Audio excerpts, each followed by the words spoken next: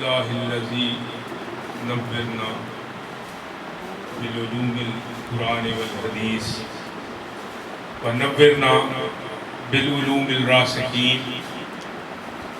اعوذ باللہ من الشیطان الرجیم. بسم اللہ الرحمن الرحیم. لقد جاءکم رسول من انفسکم عزیز علیہ ما عنتم حریص علیکم بالمؤمنین رؤوف رحیم. وَإِن تَوَلَّوْا فَقُلْ حَسْبِيَ اللَّهُ لَا إِلَهَ إِلَّا هُوَ عَلَيْهِ تَوَكَّلْتُ وَهُوَ رَبُّ الْعَرْشِ الْعَظِيمِ. صدق اللہ العلی العظیم وصدق رسولہ النبی الکریم. ان اللہ وملائکتہ یصلون علی النبی یا ایھا الذین آمنوا صلوا علیہ وسلموا تسلیما. الصلاۃ والسلام علیک یا رسول اللہ وعلی آلہ واصحابہ وسلم علیک یا حبیب اللہ. الصلاۃ والسلام علیک یا رسول اللہ وعلی آلہ واصحابہ وسلم علیک یا حبیب اللہ. الصلاۃ والسلام علیک یا رسول اللہ وعلی آلہ واصحابہ وسلم تسلیما کثیرا. یا ایھا المشتاقون بنور جمالہ بلغ العلا بکمالہ کشف الدجی بجمالہ حسنت جمیع خصالہ صلوا علیہ وآلہ واصحابہ وسلموا تسلیما کثیرا کثیرا. بابا جی کی اجازت سے بحمد تعالیٰ آج مالک نے یہ توفیق بخشی کہ ہر سال کی طرح سے اس سال بھی یہ ربیع الاول شریف کی برکتوں کو سمیٹنے کا آج موقع پھر میسر ہے.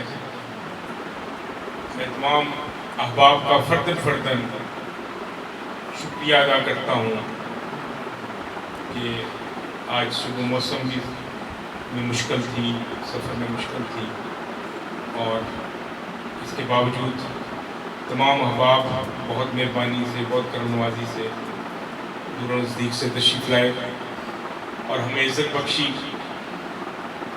بالخصوص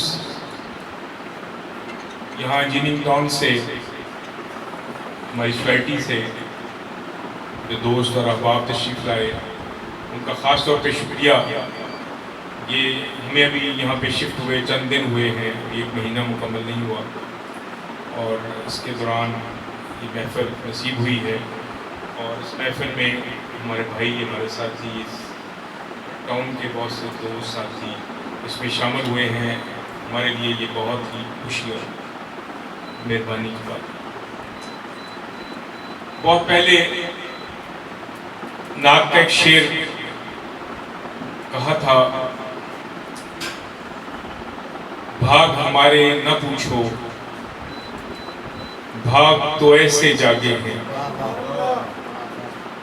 بھاگ ہمارے نہ پوچھو بھاگ تو ایسے جاگے ہیں. جب سے ملا سرکار کا درد بھی ہم سے بھاگے ہیں. ان کی نسبت مل گئی جس کو، ان کی نسبت مل گئی جس کو، نام اسی کا امر ہوا ہے. دنیا کے یہ رشتے ناتے کچے سارے داغے ہیں. اور ہم پہ کرم یہ ہے کہ آج جتنے احباب محفل میں موجود ہیں وہ بابا جی کی موجودگی میں، ان کی قیادت میں، ان کی سیادت میں ہم حضور سے محبت کے رشتے میں بنے ہوئے ہیں. تو یہ رشتہ دنیا میں سب سے زیادہ پائیدار، سب سے زیادہ طاقتور، سب سے زیادہ دیر پا اور سب سے زیادہ فائدہ مند اور سود مند ہے. حالات آج کل کچھ اس ڈگر پہ چل پڑے ہیں. معاشی حالات، ملک کے سماجی حالات، سیاسی حالات، کہ ہم میں سے ہر ایک مایوسی کسی کیفیت میں ہے، ایک پریشانی اور الجھن کسی کیفیت میں ہے، ایک الجھاؤ ہے جو ختم نہیں ہو رہا،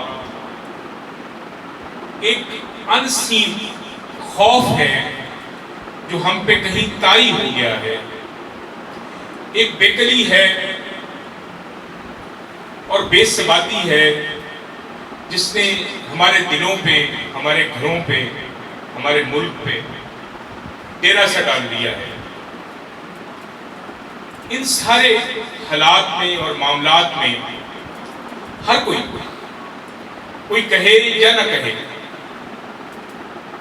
کوئی سوچے یا نہ سوچے، کوئی بات کرے یا نہ کرے، ہم میں سے ہر کوئی ایک بے برکتی کا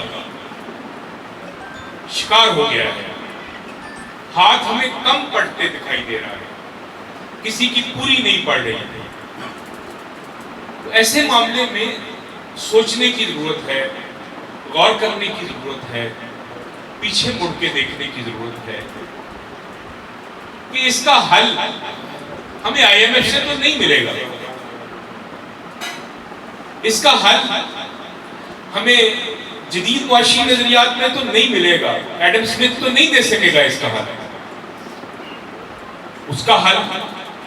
اس کا حل کوئی بینکر بھی نہیں دے سکے گا، کوئی ماہر معاشیات بھی نہیں دے سکے گا، کیونکہ مسئلہ ایسا ہے، معاملہ ایسا ہے جس کا تعلق برکت سے ہے۔ اور شاید آپ کو اندازہ ہو، کبھی ڈکشنری میں ڈھونڈنے کی کوشش کریں تو بہت سی زبانوں میں برکت کا مترادف نہیں ملتا۔ یہ برکت کا کانسیپٹ جو ہے، یہ میری نبی پاک صلی اللہ علیہ وسلم نے، ایک صاحب حضرت جنید بغدادی رحمۃ اللہ علیہ کے پاس آئے اور کہا کہ حضور دل بڑا چاہتا ہے کہ میں مدینے جاؤں، میں عمرہ کر کے آؤں، میں حج کر کے آؤں، لیکن بندوبست نہیں ہو رہا، اسباب نہیں ہو رہے، کوشش کرتا ہوں لیکن ناکام ہوتی ہے۔ آپ نے فرمایا جیب سے ایک درہم نکالا یا دینار نکالا، جو سو کرنسی، وہ اس کو 1 روپیہ صدقے دے دی اور اسے کہا کہ یہ لے لے اور حج کر۔ وہ ادب والا بندہ تھا، اس نے وصول کیا اور جیب میں ڈال لیا اور حج پہ نکل پڑا، اور حج پہ نکل پڑا۔ راستے میں نکلا تو ایک قافلہ ملا، اس قافلے کے پاس گیا، اس قافلے والوں سے عرض کیا کہ میں حج پہ جانا چاہتا ہوں۔ انہوں نے کہا آئیے آپ ہمارے ساتھ شامل ہو جائیں۔ اس نے کہا زیادہ رات میرے پاس کوئی نہیں ہے۔ وہ قافلے والوں نے کہا اچھا کوئی گزارا کر لیں گے۔ پھر اس نے کہا کہ میں سواری تو میری بندوبست ممکن ہی نہیں ہے میرے لیے، تو میں پیدل چلوں گا، آپ کے پیادہ میں ساتھ شامل ہو جاؤں گا۔ اس پہ چل پڑا، تھوڑی دیر میں قافلے کا جو سالار تھا وہ آیا، اس نے کہا کہ ایک بندہ رہ گیا ہے، اس کا ایک اونٹ دستیاب ہے، تم بولے تم اس پہ بیٹھ جاؤ۔ پھر وہ اس پہ بیٹھ گیا۔ اللہ حاصل کیا، اس نے پورا حج کیا، حاضری دی، مدینہ شریف حاضری دی، پورا وقت گزارا، بندوبست ہوتے گئے، کوئی روپیہ خرچ نہیں ہوا۔ اور وہ واپس آیا اور حضرت جنید بغدادی رحمۃ اللہ علیہ کے پاس حاضر ہوا، کہا حضور میں حج کر رہا ہوں۔ انہوں نے کہا کیسا رہا ہے؟ میرا تو خرچہ ہی کوئی نہیں ہوا۔ آپ نے کہا پھر میرا روپیہ واپس آئے، اور پھر اس کو سمجھایا کہ برکت کیا ہے۔ ہمارے سے برکت اٹھ گئی ہے، پیسے نہیں کم ہوئے، اسباب نہیں کم ہوئے، کاروبار نہیں کم ہوئے، برکت کہیں روٹ گئی ہے۔ برکت ہوتی کیا ہے؟ بہت سادہ سے لفظوں میں اگر ہم بیان کریں تو برکت ہوتی کیا ہے؟ مثال کے طور پہ مجھے اس وقت سر درد ہو رہا ہوگا، اس سر درد کا ایک سادہ سا علاج یہ ہے کہ میں ابھی باوش کو عرض کروں کہ جناب یہ سر درد ہو رہا ہے، وہ ایک پھونک مارے اور سر درد ٹھیک ہو جائے۔ اچھا وہ کسی وجہ سے میں ان تک نہیں پہنچ پایا، رابطہ نہیں ہو پایا، یا میں زیادہ دنیا دار ہوں، تو میں ایک کوئی پیناڈول کی، کوئی 50 پیسے کی، 1 روپے کی گولی لیتا ہوں اور وہ لے لیتا ہوں، اور اس سے میرا سر درد ٹھیک ہو جاتا ہے، یا کسی سے بچے سے دبا لیتا ہوں تو اس سے ٹھیک ہو جاتا ہے۔ اور یہی سر درد میری 1 لاکھ کے ٹیسٹ اور 5 لاکھ کی دوائیاں بھی استعمال کروا سکتا ہے. یہی سر اب ہے مسئلہ وہ سر درد ہے. مسئلہ یہ نہیں کہ ریسورسز کم ہیں، مسئلہ یہ کہ چوائسز میں کہاں چلا گیا. ریسورسز کم نہیں ہے، میں کرم کے دائرے سے کہیں باہر نکل گیا. یہ کرم کا دائرہ جو میرے نبی صلی اللہ علیہ وسلم نے ایسے ہمیں بنا کے دیا، ایسے بنا کے دیا کہ اس میں رہو گے تو موج کرو. اور اگر میں مثالیں دینا شروع کروں صحابہ کی، جن صحابہ نے بزنس کیے ان کی مثالیں دینا شروع کر دوں تو ان لمیٹڈ ایسی ایسی سادہ باتیں ہیں. ایک صحابی آئے، انہوں نے کہا حضور میں کوشش کرتا ہوں، میرا کاروبار نہیں چلتا. آپ نے اسے دعا کر دی، آپ نے کہا جاؤ. اب اس نے جا کے ایک درخت کی چھال ہوتی ہے کرتاس کرتے ہیں، وہ انہوں نے خریدا مارکیٹ سے اور وہ بیچنا شروع کر دیا. وہ چند سالوں میں وہ بہت امیر آدمی. جو نظام میرے نبی صلی اللہ علیہ وسلم نے بنا کے دیا، آپ یہ دیکھیں وہ نظام کتنا خوبصورت ہے. صرف 2.5% مانگتا ہے اینول انکم کا، اینول انکم بھی نہیں بلکہ اینول سیونگ 2.5% مانگتا ہے. کرنٹ کاروبار کا نہیں، 2.5%، صرف 2.5%.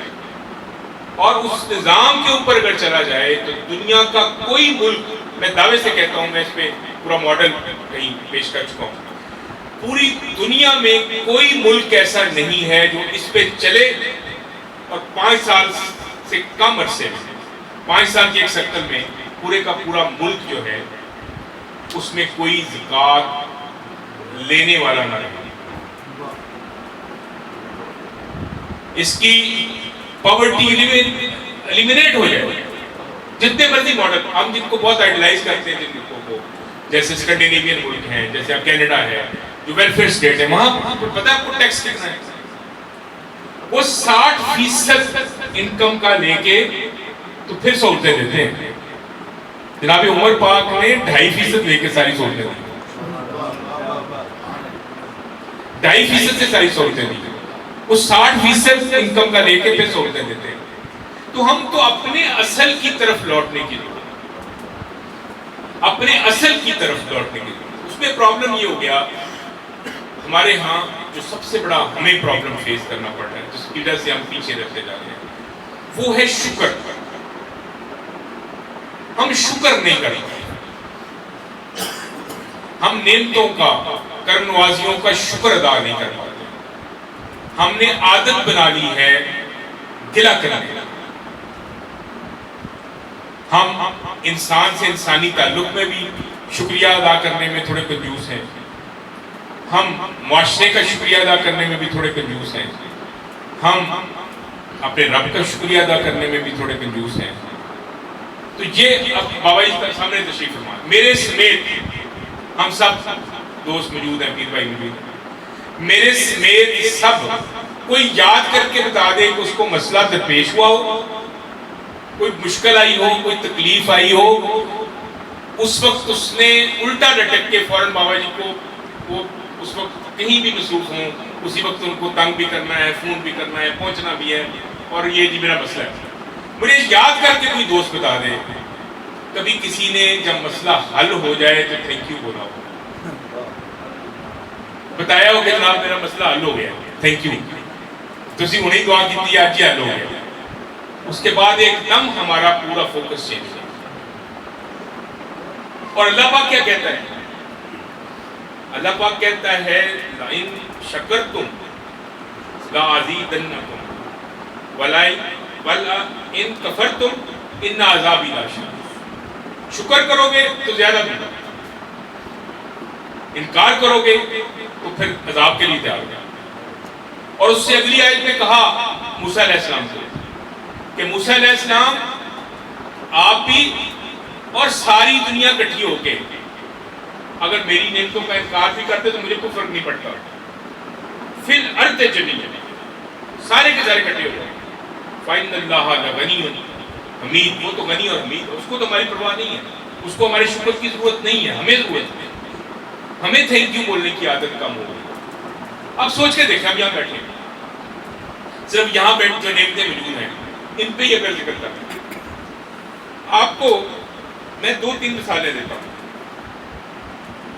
ہرکل بادشاہ جو تھا اس نے خاص مٹی کی سرائی بنائی تھی. اس لیے پتہ نہیں کہاں سے وہ سرائی آئی تھی، وہ بادشاہ کے پاس ہوتی تھی، عوام میں کسی کے پاس نہیں ہوتی تھی، تاکہ پانی ٹھنڈا رہ سکے. آج ہمارے پاس ہر گھر میں پانی ٹھنڈا رکھنے کی مشینیں ہرکل بادشاہ سے کہیں بہتر ہے. قارون کے خزانے کی چابیاں کتنے اونٹ اٹھاتے تھے؟ آج ہر ایک کی جیب میں ATM موجود ہے. کسرا کو بتایا جائے کہ یہ جو صوفہ ہے، میرا گھر میں پڑا ہوا صوفہ، پرانا صوفہ جو ہے وہ تیرے تخت سے زیادہ آرام دہ ہے نا. ایسے ہم سہولتیں وہ انجوائے کر رہے ہیں جو بادشاہ انجوائے کرتے تھے. کیسرے روم کی جو سب سے بڑی عیاشی یہ تھی کہ اس کے ملازم جو ہیں وہ شتر مرغ سے بنے ہوئے پنکھے سے اس کو پنکھا چلاتے. ہم اب ریموٹ کنٹرول سے پنکھے چلاتے. اللہ نے حضور کے صدقے ہمیں نعمتوں سے نواز دیا، انحد نعمتوں سے نواز دیا. اب ہمیں اس کا شکر ادا کرنا ہے. امام کشیری رحمۃ اللہ علیہ فرماتے ہیں، شکر کی تعریف کرتے ہیں امام کشیری رحمۃ اللہ علیہ کہ نہایت عاجزی کے ساتھ نعمت دینے والے کی نعمت کا اعتراف کیا. پھر 3 قسمیں بتاتے ہیں. ایک زبان کا شکر ہے، ایک بدن اور اعضاء کا شکر ہے، ایک دل کا شکر ہے. آپ فرماتے ہیں زبان کا شکر عالموں کا شکر ہے، قول، نطق اور علم کا شکر ہے. اعضاء کا شکر جو ہے وہ زاہدوں کا شکر ہے، اور دل کا شکر جو ہے وہ عارفوں کا شکر ہے. جیسے جیسے شکر اترے گا اندر، وہ جب عارفوں والا شکر آئے گا. اور عارفوں والا شکر کیا ہے؟ جناب جنید فرماتے ہیں شکر یہ ہے کہ تو اپنے آپ کو احسان کے اہل نہ سمجھ. اپنے آپ کو احسان کے اہل نہ سمجھ. اور فرماتے ہیں شاکر وہ ہے جو موجود پہ شکر کرے، اور مشکور وہ ہے شاکر وہ ہے جو موجود پہ شکر کرے، اور شکور وہ ہے جو ناموجود پہ بھی شکر کرے. حضرت باعث سامی رحمۃ اللہ علیہ سے ان کے ایک سفر میں تھے، بزرگ نے پوچھا، بزرگ نے ان سے پوچھا کہ بایزید تم کیا کرتے ہو، اللہ سے کیا معاملہ رکھتے ہو؟ انہوں نے فرمایا کہ جو دے دے، جب دے دیتا ہے تو شکر کرتا ہوں، نہ دے تو صبر کرتا ہوں. وہ بزرگ فرماتے ہیں یہ تو بغداد کے سارے کتے بھی کرتا ہوں. تیرے اور میں کیا فرق ہے کہ دے دے تو شکر کرتے ہیں، نہ دے تو صبر کرتے ہیں. آپ نے پوچھا کہ حضور پھر اس سے اگلا مرحلہ کیا ہے؟ اب اس کے علاوہ میں کیا کر سکتا ہوں، میں کیا کروں؟ آپ کیا کرتے ہیں، آپ کا کیا معاملہ ہے بالک کے ساتھ؟ انہوں نے فرمایا کہ نہ دے تو شکر کرتا ہوں، دے دے تو خیرات کرتا ہوں، بانٹ دیتا ہوں. ہماری زندگیوں میں جب تک شکر نہیں آئے گا، حضرت جنید اپنے مرشد محترم حضرت سید سکتی رحمۃ اللہ علیہ کی نسبت سے شکر کی تعریف بتاتے ہیں، والے کو نگاہوں میں رکھنا نہ کہ احسان کو. یہ اگلا درجہ نا کہ اب احسان چیزیں مل رہی ہے، چیز اتنی امپورٹنٹ نہیں ہے جتنی دینے والا ہے. دینے والے کو ہمیشہ یاد رکھنا پڑا، اور جب تک دینے والا پہ نظر رہے گی. اچھا ایک اور شکر کا رنگ بتایا کسی بزرگ نے، یہ بھی شکر ہے کہ اللہ کی دی ہوئی نعمت کو اس کی نافرمانی میں استعمال نہ کیا جائے۔ اللہ کی دی ہوئی نعمت کو مالک کی نافرمانی میں استعمال نہ کیا جائے، یہ بھی شکر ہے۔ ہمیں جب شکر کرنا آ جاتا ہے، جب ہماری زندگی میں شکر آ جاتا ہے، تو پھر شکر ہمیں بڑا کرتا ہے، ہمارے اندر وسعت پیدا کرتا ہے، ہمارے اندر عرفان پیدا کرتا ہے، اور اس سے ہم آگے بڑھتے ہیں۔ میں صرف برکت کے لیے 2 واقعات سیرت النبی صلی اللہ علیہ وسلم سے پیش کر کے اجازت چاہوں گا۔ بہت سادہ سے 2 واقعات ہیں، اسی بات سے جڑے ہوئے ہیں۔ مولانا روم نے مثنوی شریف کے 30 جو ان کی جلد ہے اس میں انہوں نے یہ دفتر سوم میں بیان کیے ہیں۔ ایک واقعہ حضرت انس بن مالک رضی اللہ عنہ، آپ کو پتہ ہے انس بن مالک وہ صحابی ہیں جنہوں نے حضور کی پاس رہ کے وہ خدمت کی ہے جو پرسنل خدمت ہے وہ کی، اور ان کی عمر بھی طویل تھی، ان کے بہت فضائل ہیں۔ لیکن ایک واقعہ جو مولانا روم نے بیان کیا، اب میں اگر وہ فارسی بیان کروں گا تو لمبی بات ہو جائے گی، میں صرف واقعہ بیان کرتا ہوں۔ آپ کہتے ہیں کہ حضرت انس کے پاس کچھ دوست مہمان آئے، آپ نے ان کو کھانا سرو کیا، خادمہ نے کنیز نے کھانا پیش کیا، کھانا کھایا گیا۔ کھانے کے بعد جو دسترخوان تھا اس پہ قطرے گر گئے، گھی کے قطرے گر گئے، دسترخوان تھوڑا سا آلودہ ہو گیا۔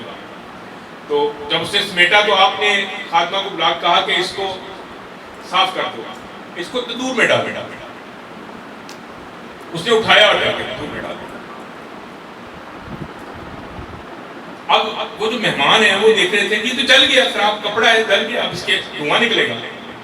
وہ دھواں نہیں نکلا، وہ ایسے تندور میں سے ڈالا، دوبارہ نکال کے لیا، یہ بالکل چٹا سفید ہو گیا۔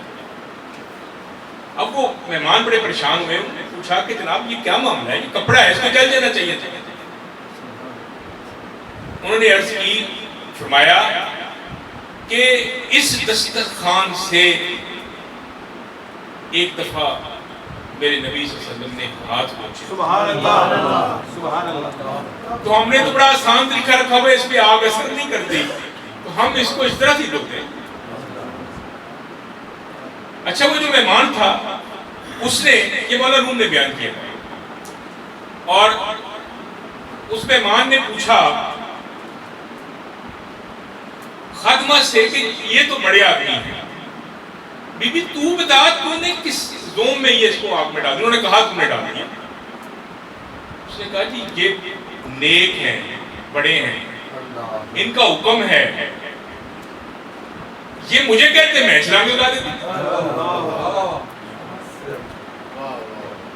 تو مولانا روم یہاں لکھتے ہیں کہ ہمارا ایمان کم از کم اس عورت جتنا تو ہونا چاہیے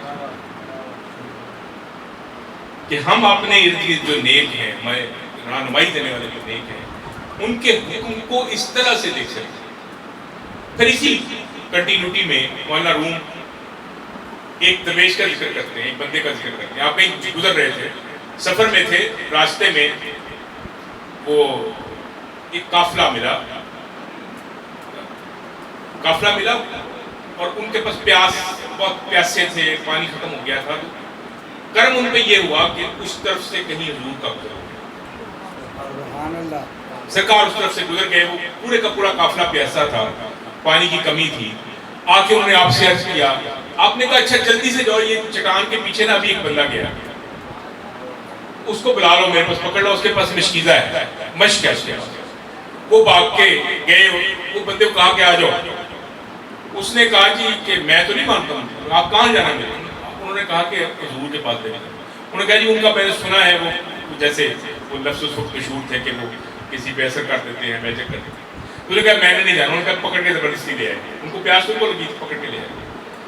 آپ نے اس سے مشق لی اور سب کو پانی پایا۔ یہ میں برکت اور خیر کی بات کر رہا ہوں جو اسی در سے دی گئی۔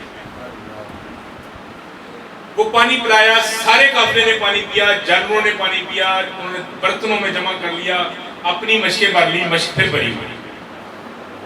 اب وہ دیکھی جا رہا ہے بیچارہ نا، وہ حبشی تھا اور وہ دیکھی جا رہا ہے، غلام تھا کہ میرے سے پانی انہوں نے لیا بھی ہے اور یہ پانی اتنے لوگ پی گئے. اب اس کا مولانا روم لکھتے ہیں کہ اس کا پرسپیکٹیو چینج ہو گیا.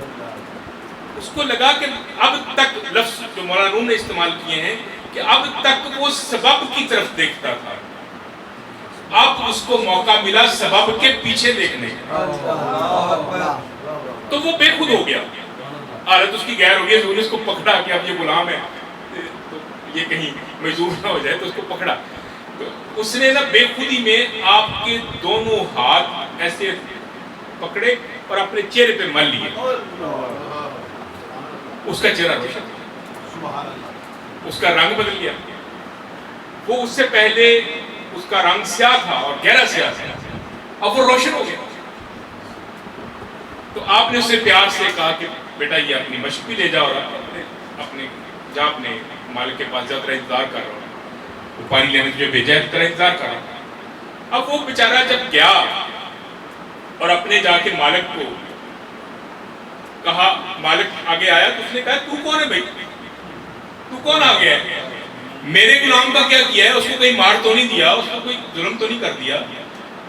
اس چیزیں تو ساری میری ہیں، یہ اونٹ بھی میرا ہے، یہ پجاوا بھی میرا ہے، یہ باقی ساری چیزیں بھی میری ہیں، یہ مشق بھی میری ہے، لیکن تو بندہ کوئی اور ہے، تو بندہ میرے غلام کو مارا ہے، تو کوئی یمنی یا ترک دکھائی دیتا ہے، یعنی تو انگریز ہے. اس نے کہا جناب میں وہی ہوں، بس میرے پہ کرم ہو گیا ہے، مجھے ہاتھ لگ گیا، کوئی میرے ہاتھ سے مس ہو گیا ہوں، میں کچھ وہ نہیں ہوں. انہوں نے کہا میں نہیں مانتا، انہوں نے کہا میں نہیں مانتا، ایسے ہو ہی نہیں سکتا، میں تو انہیں بھیجے. اس نے پھر اس کو جب اس نے اس کو خریدا تھا، اس دن کی جو راز والی باتیں تھیں جو اس کے درمیان پرسنل تھی، وہ اس نے ساری بتائی.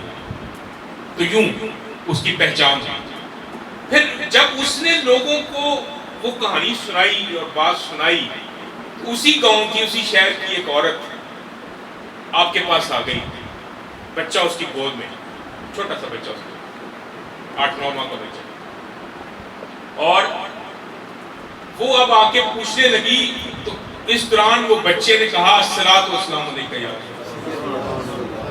وہ بی بی کہتی تو کیا بول رہی ہے؟ انہوں نے کہا کہ مینوں نظر آ رہا ہے جو بول رہے ہیں. وہ بچہ بولنا شروع ہو گیا. تو وہاں پہ جا کے مولانا روم پھر کہتے ہیں کہ اس کے اوپر سے حجاب اٹھ گیا. وہ بچہ تھا تو اس نے حضور کو اس رنگ میں دیکھ لیا جس رنگ میں دیکھنے کی ضرورت تھی. ہم حضور کی طرف متوجہ ہوتے ہیں، پیار کرتے ہیں، عشق کرتے ہیں، محبت کرتے ہیں، ادب کرتے ہیں. اللہ کی توفیق ہے یہ ہم سب جو بیٹھے ہیں، اللہ کا بڑا فضل ہے. لیکن ہم کہیں نہ کہیں سبب کو بیچ میں دیوار بنا لیتے ہیں. اس سبب کے آگے بڑھ کے مسبب الاسباب کو پیچھے دیکھنے کی ضرورت ہے. اور مولانا روم کی اسی عقائد میں ایک بات انہوں نے اور کی کہ حضور وضو فرما رہے تھے. آخری بات، حضور وضو فرما رہے تھے. وضو فرماتے ہوئے آپ نے وضو فرمایا اور اپنا موزہ آپ کو پتہ ہے کہ عرب میں ایک چمڑے کا موزہ ہوتا تھا جو کہ پہنا جاتا تھا ساکس کا. تو وہ موزہ آپ نے پہننے کے لیے پکڑا، ابھی آپ نے پکڑا پہننے کے لیے، تو ایک دم سے ایک باز آیا تھا، اٹھتا ہوا باز آیا تیزی سے، اور اسے جھپٹ لیا آپ کے ہاتھ سے اور لے کے چلا گیا اس کو. اور تھوڑی دور جا کے اس کو الٹا دیا، اور الٹایا تو اس میں کالے رنگ کا سانپ تھا جو نیچے گر گیا. اور پھر واپس لا کے موزہ حضور کو پیش کیا. اب مولانا روم کے لفظ ہے جو میں بیان کر رہا ہوں. مولانا روم کہتے ہیں کہ آپ نے اس باز کا شکریہ ادا کیا اور کہا کہ وہاں بھی مولانا روم نے احتیاط نہیں چھوڑی. وہاں جو شعر لکھتے ہیں کہتے ہیں کہ حضور نے فرمایا کہ بھائی یہ میں تمہاری شکریہ کہ تم نے، میں ذرا کسی اور جہان میں تھا تو تم نے یہ میری مدد کی. اب آگے بعض کا جو جواب مولانا روم لکھتے ہیں وہ بڑا کمال. مولانا روم کہتے ہیں بعض نے کہا حضور میں کتھے، میں اس مانا تو کتھے موزے دے وچ کالا رنگ دا ناگ نظر آ جائے. جناب دے کشف دا عکس ہے سبحان اللہ سبحان اللہ جن نے مینو روشنی دیتی کہ میں دیکھ سکا. میری کوئی بات نہیں ہے. اصل میں بس یہی بات ہے کہ ہم نے سیکھنا یہ ہے, ہم نے سمجھنا یہ ہے کہ عطا کوئی, شکر کے معنی میں عرض کیا کہ عطا آتی کہاں سے, تو جہاں سے عطا آتی ہے ادھر جڑ کے رہنا ہے, ادھر ماننا ہے, پھر سارا کرم ہی کرم. اور حضور کے یہ کرم, حضور کی یہ مہربانیاں, حضور کی یہ توجہات انشاءاللہ ایسے ہی جاری و ساری رہیں گی. میں اپنے تمام دوستوں کا بہت ادب سے شکر گزار ہوں کہ آپ نے میرے گھر کو زینت بخشی اور روشنی بخشی. ایک کلام بغیر دفتر داف میں حضوری کا وقت آ گیا.